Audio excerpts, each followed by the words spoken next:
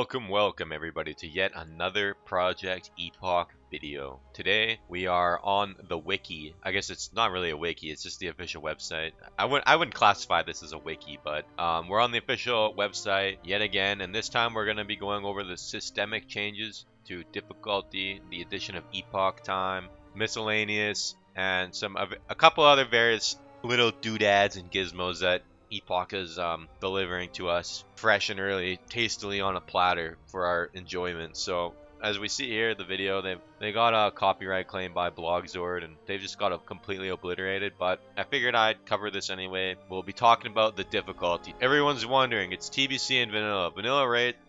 Shut up! There's a fucking crow sitting out there. Goddamn crow. So people are wondering, what's the difficulty going to be like on Project Epoch? Is it going to be more like vanilla where you get 40 goons to show up and you're pretty much guaranteed to clear all the content? Or is it like pre-nerf TBC where you have to have the optimal comp, otherwise just basically fuck you? So we'll start doing a little bit of reading and we'll decipher what we need to know. So difficulty. Azeroth has been reborn as a world of true danger on Project Epoch. Creatures hit harder, survive longer, and unleash empowered abilities. That's crazy. So is that like all the creatures throughout the world? They all have empowered abilities? So yeah, it pushes players to rise to the challenge. Whether you're braving the open world, facing down elite threats, or diving into the dungeons, every encounter now demands skill, strategy, and sharp teamwork. The world needed more bite. Let's be honest, Azeroth has always leaned a bit too easy. This became painfully clear with the release of WoW Classic and continues today on Classic era servers. Creatures hit like wet noodles, have low armor, rarely cast abilities, and overall provide a less than intense challenge. We've spent countless hours rebalancing the world using modern data and fresh design approaches, reshaping Azeroth into a far more dangerous and immersive landscape. So, does that mean like defy a smuggler or something's gonna be shadow step, backflip, fucking stabbing me in the head or something? What does that entirely entail? I guess only playtesting will find out, but just know now that while you're leveling, any mob, including basic ones, are going to be doing some crazy shenanigans, and they're going to be harder to kill, so you're going to have to be more strategic about it. And then power creep. Project Epoch introduced extra talent points and stronger early game gear. So everything will be stronger, but your character will also be stronger thanks to TBC talents as well as better gear. Kind of like makes up for it and makes the whole thing a bit more interesting. So they unintentionally making the world even easier than intended. We quickly realized manual creature tweaks wouldn't cut it, and we needed a scalable system that increased difficulty across the board while reserving the spirit of Blizz-like experience while crushing the fun. The Epoch adjustment. We've developed a custom system to scale. I think this is related to that. So we've developed a custom system to scale core creature attributes like health, armor, melee damage, and spell power. The first three were a simple percentage buff, but spell power, that took things further. We've crafted custom versions of thousands of creature spells, buffed their potency, and reattached them to the creatures. The result, you'll face not just tougher creatures, but ones wielding noticeably stronger magical abilities. So that's kind of crazy that they're going through all this work just to create spells, new spells and like interactions in all the old world leveling content. That's like an attention to detail that I wouldn't expect from a private server. Sip of coffee. What's been boosted? Our adjustments go far beyond simply increasing raw damage. We've enhanced a wide range of creature spell effects, including elemental skull damage like fire, frost, and shadow, health, leech abilities, weapon strikes, and mana burns that sap your resources. Direct heals, periodic heals, and periodic damage effects have all been strengthened, alongside improvements to damage, shields, absorbs, and buffs or debuffs affecting resistances, stats, attack power, and healing received. Altogether, over 3,000 creatures' abilities have been amplified, refreshing the world's difficulty and adding new layers of danger, strategy, and discovery. So that's going to be interesting leveling through this. It's going to take, like, you're going to have mobs mana. Dude, this crow, man. Shut up! Oh, where was I? I can't think straight with this guy just screaming. Okay, so yeah, leveling, it's gonna be a completely new ball game. I'm very surprised that they put all this effort into the revamping of the leveling. Hopefully it makes it more interesting. I guess since they have all the new dungeons and stuff, I actually liked leveling on Turtle WoW when I did it, simply because there's new content, but I'm the type of guy that doesn't like doing stuff more than once. I'm at the point now where leveling makes me nauseous and want to puke, but since there's new dungeons and stuff, new content, and you can BG level, I think it'll be able to, I think the gameplay will be broken up enough. It's not going to be just like running around doing the same linear quest route over and over again for the 900,000th time. And if you don't do it in this exact order, you're going to miss like 3 quests because their prerequisites are on the other side of the world. So you basically have to quest in like the same fucking order every time. And now with Epoch, there's multiple avenues to level. There's new dungeons, new content. The mobs have new abilities, and they've added a lot of new quests as well, which we'll discuss later. But the leveling has been completely just juiced up. Creature upgrades. This isn't a number game. Beyond buffing Blizzard's original stats and spells, we've gone deeper, hand editing entire families of creatures to introduce brand new mechanics and behaviors. Even at low level, you'll encounter fresh challenges you've never seen before. So creatures now have like a family or a species grouping, I guess, and they have different behaviors. For example, wolves across Azeroth now have the ability to close the distance with a ruthless lunging leap, while boars may wind up a long casting brutal charge attack that demands quick reactions to dodge. Expect familiar foes to fight in unfamiliar deadly ways. This fucking wolf. I don't know if that's okay. I mean, I like it, but I don't know if that's very like lore accurate to how wolves hunt. But you know what? I'm not complaining. Like you got a leaping wolf just flying through the air coming after you. It's kind of funny, but elite difficulty. Rare elites and rares no longer feel like mild speed bumps. They are now the dangerous group-worthy foes that they were always meant to be, requiring sharp solo skill or well-coordinated group play to bring down. Beyond just boosting their stats, we've gone further by adding multiple elite-only questing and farm areas throughout the world, offering high-risk, high-reward challenges for players eager to test their limits. And in dungeon where elites already dominate, we've applied even more scaling to ensure that both trash packs and bosses push a party strategy, preparation, and execution to the limit. So they've revamped rares. I think the drops from rares are much better now. They have more unique items. The items are more powerful, and the rares that you'll find in the world are actually a challenge, not just some like random thing with a silver portrait that drops a piece of shit that you'll never use. So I'm a fan. I don't know why finding a rare should be something that's cool and rewarding, not something that's like, oh, we found a rare, kill it. Oh, it dropped a piece of garbage. Like, what a waste of time, you know? It should be something that's more interesting. And then bosses reinvented. It's not just a dungeon trash that's been upgraded. Bosses have undergone drastic reworks as well. It's needed, especially for vanilla. The boss, I'm sorry guys, I'm sorry. It's fun like the first time, but the bosses, the vanilla WoW, Molten Core, and like BWL, most of the bosses are just they're just short. Like they're just easy, boring, short. I remember even on like it was different on classic because you would just kill everything in 11 seconds. But I remember even on in 2017 on Lights Hope or I guess even before Lights Hope when it was Elysium. I remember in Molten Core a lot of times I just put myself on follow and go do like laundry or something because I'm like this is stupid. I just want to go PvP. But I like raiding and TBC and all the other expansions. But to be honest, with vanilla I just don't like it very much. But so they've tuned up the fights. We haven't just adjusted their stats. We've woven new mechanics directly into their existing rotations, or in many cases transformed them into entirely new encounters, whether it's a familiar boss now sporting fresh, unexpected abilities, or a fight that feels like a complete redesign. Players will face dynamic, engaging challenges that demand teamwork. So yeah, they've revamped a lot of the bosses and made them more interesting. So buffed dungeon trash with new abilities, buffed rares. Basically everything that you can beat with your big sword has been buffed and made more interesting with more mechanics added. Next up, Epoch Time. This still affects the world and the leveling process. So with Epoch Time and Project Epoch, time moves differently. No longer tied to a real world clock. That's nice. One thing I do not like is, like, let's say you only have a certain amount of time to play every day. It's always going to be like nighttime or something. So it's cool that when you're playing, you'll see the day-night cycle. So the world breathes with its own rhythm, faster, more dynamic, and full of surprises. Whether you're adventuring at dawn, dusk, or under starlit skies, time is now an integral part of the world's experience. Flowing clock. In Project Epoch, the world no longer sits under a static clock. Epoch Time accelerates Azeroth's day and night into 3 to 4 hour loop with subtle randomization to keep it feeling unique.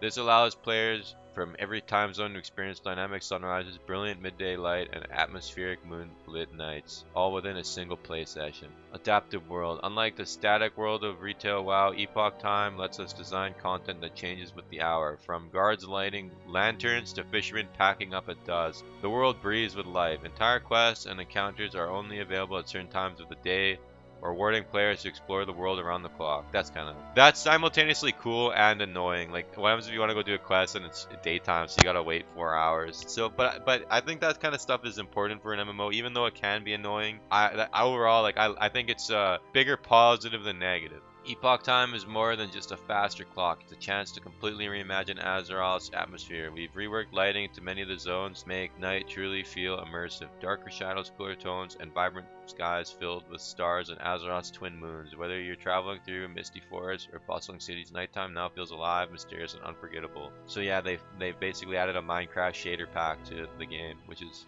a welcomed addition. Most of the time, all like just adding like some good light textures and lighting makes the game look 10 times better. Living wilderness.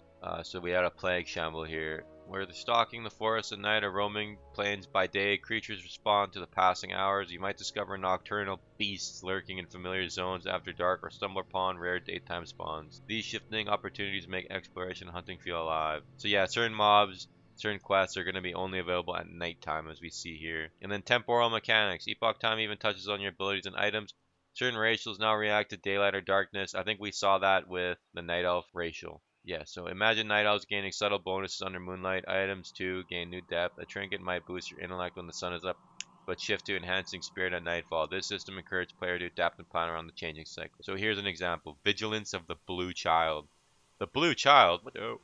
During the day, during the day, your melee and ranged attacks have a chance to blast your target with a pillar of flame, dealing fire damage. And then at night, during the night, your spells have a chance to deal moonfire to your target, dealing arcane damage. So that's kind of cool.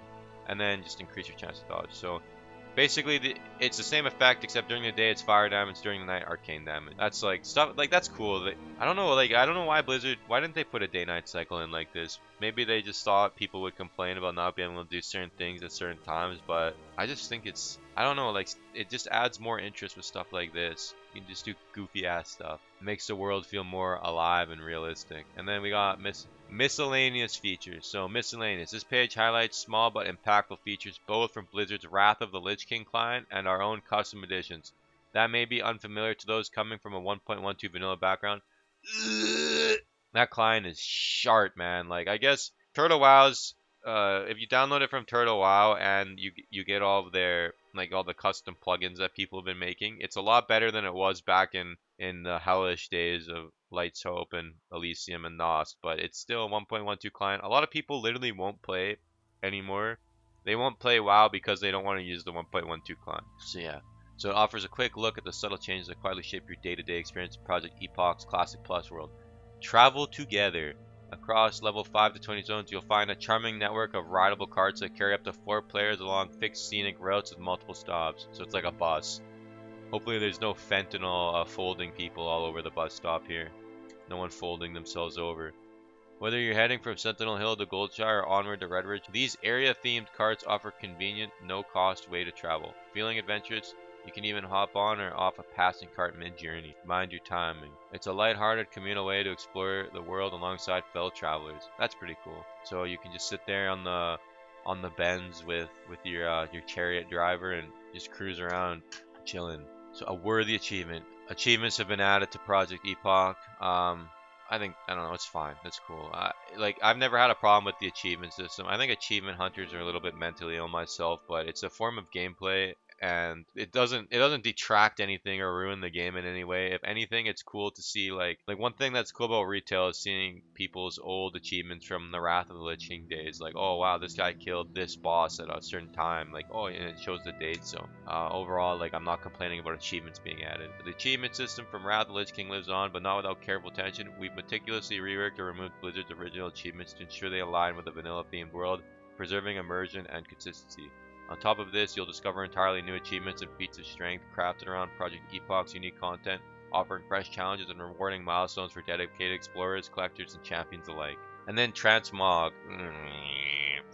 Transmogrification allows players to shape the appearance of the gear, mixing aesthetics from the past adventures without sacrificing stats. A beloved system for many, but not everyone enjoys a World of Warcraft and mismatched sets and flash illusions. For those who prefer ground authentic visual experience, a visit to the Transmogrifier. Oh, okay, that's very smart. I like that. You know, like I'm torn on Transmog. I think it's cool to see like what gear people are wearing and like you can kind of look at them and know what kind of content they've done. But I also like making my character look completely retarded with just the most stupid transmogs possible. So I think this is a very good the way they've done it is near perfect. So like if I don't like transmog, I can just go and disable it. Reality recalibrators equipped. You will no longer be able to see the transmogrifications of other players. So like if I don't like transmog, I want to see what people are wearing, then I can just disable it. But for those that like transmog and fashion maxing, you just have it. You know what I mean? Like I can see everyone's transmogs, but the guy that doesn't like it, he doesn't have to deal with the system. So that's a good way of implementation, I think. That's a very good, very well thought out middle ground approach. And then banking upgrades. Project Epoch retains the guild bank system, thank God. No guild banks is stupid. It's just, okay, the guild master has a fucking alt that all the shit's on. Like, that's just stupid. Let's put them in the guild bank. Like, the guild bank system is objectively an upgrade over vanilla WoW, and it only adds benefits, detracts nothing from the game. So great change. I'm glad they added, like, it would make no sense if there was no guild banks. Even Turtle WoW has freaking guild banks. So yeah, it retains the guild bank system introduced in Burning Crusade, offering shared storage space for guild members to deposit, organize, and withdraw items with customizable permission. A major quality of life upgrade over the vanilla experience. We've also preserved the additional banks slot available in later clients, giving players bit more room to manage their growing collections of treasures. One thing I hate in video games is inventory management and limited inventory spaces. If I had it my way, in an MMO it's different because there's an active economy, so you have to kind of limit inventory space a little bit. But if it was a single player game, in my opinion, the best way to do a single player game is an endless inventory with a search bar. That's it. And maybe like some organizational tools, because sitting there and like managing your stupid inventory in these games, even in chests, like especially like I get your player character having limited inventory because it's like, oh, it's like you can only carry so much, and it makes it so you can't just sit there and get infinite stuff. But like the bank space, like let's say for Minecraft, Terraria, or one of these games, Valheim, I don't want a million fucking chests everywhere. At least with Minecraft there's a gameplay element of storage systems, but a lot of these survival games you just put a chest down and like that's it. So like just make some kind of like upgrade that uses crystals and all this shit you gather, and then I just get like a bottomless storage bank vault with a search bar that's endless and has infinite stacking capabilities. I'm not saying this for Project Epoch. MMOs are a bit different, but like I hate inventory management in games. It's not fun. It's not good gameplay. But moving on, so they've got guild banks. Mount scaling. Your mount speed automatically scales with your highest unlocked riding skill, giving you the freedom to choose mounts based on your skill and preference rather than raw speed. Whether you favor your sturdy warhorse, a swift night saber, or a classic raptor, you can roam the world on a mount you love most. So yeah, instead of like in vanilla, you buy the level 40 mount, it's locked to 60% movement speed. And even if you upgrade your riding, it's still 60% movement speed. So now like your level 40 mount, once you unlock the better riding skill, then you'll be able to ride the level 40 mount at 100% move speed. So legendary. Dual spec. Dual specialization, a hallmark feature from Wrath of the Lich King, lets players seamlessly switch between the two save talent builds, making it easier to adapt between roles like tanking, healing, or dealing damage without constant respec cost. We've preserved this system on Project Epoch with a 1,000 gold unlock fee, keeping it a meaningful milestone and a valuable community gold sink.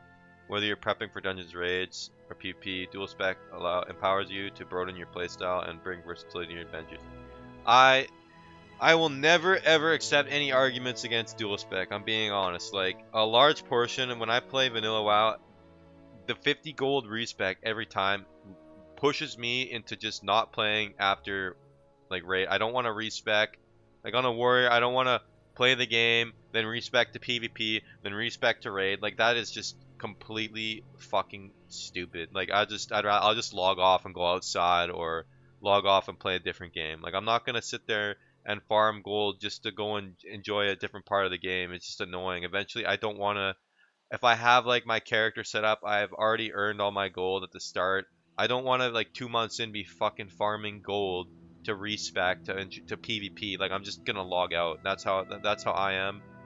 And not only that, but the talent system without dual spec allows more experimentation. Like let's say I wanted to do a meme build, I can just make one of my trees meme build, one of my other trees standard build. So let's say it's completely griefing the group. Okay, I'll just respec normal then, and I don't have to go teleport to the city and spend 8 grillion gold respecking. I can just do it exactly where I am. So Dual spec keeps people playing the game. I know that's not just me. I know personally many people that literally will not respec because they don't want to go farm gold. Like they'll just, okay, raid's over, log out. Farming gold to respec doesn't bring very many. It hardly brings people into the world. Like I'm sorry, it just doesn't do that. I know some people are gonna disagree with this, but you're just completely wrong. Like you're just wrong, and your opinion's stupid. And usually I'm not fully like that when it comes. Well, actually, I'm kind of like that when it comes to disagreeing, but not always. Sometimes I'm like, I can see your point, but you're just completely wrong if you're against dual spec. And I don't know, go smash your head into a rock. Redefine your look. Tired of looking like Asmongold? Yo, Asmongold, what dope? The Barber system introduced in later expansions remains available, letting you change your character's hairstyle, facial hair, and other cosmetic details for a small gold fee. Whether you're freshening up your look or embracing a whole new style, the Barber offers a fun, accessible way to personalize your character without re-rolling, because sometimes even heroes need a little makeover. Okay, so you can change your hairstyle, hair color, facial hair. I like that you know, I've always liked in the barber shop, like being able to change your facial hair, but I never liked it when you could change like your character's appearance, you know, like your skin color and stuff. It just felt, I don't know, it feels immersion breaking. I don't know why. But I guess I see the point because some people like they'll pay Blogzord money to do that, but I think I make the character and that's who he is, you know, like the only thing I've ever done is on my original TBC character from like when it was Blizzard TBC when I was like 12 years old playing the game. At some point around like Katar Mop, I made my hunter. I just gave him like gray hair so he was like LARPing like he was old. That's the only thing I've done. I never changed his appearance in any other ways, and I don't like doing that, but it is what it is, whatever. So fight on your terms. Originally introduced in Wrath patch 3.1, the ability to queue for battlegrounds from anywhere in the world remains available, letting PvP players join the action. Well, yeah, good change. Objectively good change. If you want PvP to be more active, then make it convenient to join it. Like I don't want to sit in Sylvanas' stinky room chamber and queue for Warsong Gulch. Like I want a PvP, but I also want to be like playing the game while I'm farming or while I'm playing PvP. You know what I mean? Because the queue time is just like a waste of time. Yeah, so you can jump in battlegrounds at your convenience. Don't note the system applies only to battlegrounds and not other PvP activities. Makes sense. Okay, collection tabs. In Vanilla WoW, mounts and cosmetic pets took up valuable bag space, crowding your inventory. We preserved the collections tabs from Wrath, giving these treasure case. So this is more inventory management assistance. Good change. Anything that takes clutter out of my bags and puts it into a different window, I'm a fan of. And like in Vanilla WoW, I just destroy basically or vendor any of these stupid pets because like I don't want to waste bag space on them. And having this in a collection tab now, like more inventory space, less fucking around cleaning your bags out. So yeah, under the hood, we all know this. The Wrath of the Lich King client brings countless improvements over vanilla beyond what can be listed here, from better performance and enhanced add-on support to expanded macro systems, graphical upgrades and quality of life refinements. All this comes together to provide a smoother and more powerful foundation. So yeah, it's using the Wrath of the Lich King client. So yeah, that's kind of like the main systemic changes in Project Epoch. Overall, I agree with like 99% of the changes they've made here, and looking forward to see it all play out. Thanks for watching. Like and subscribe. Peace.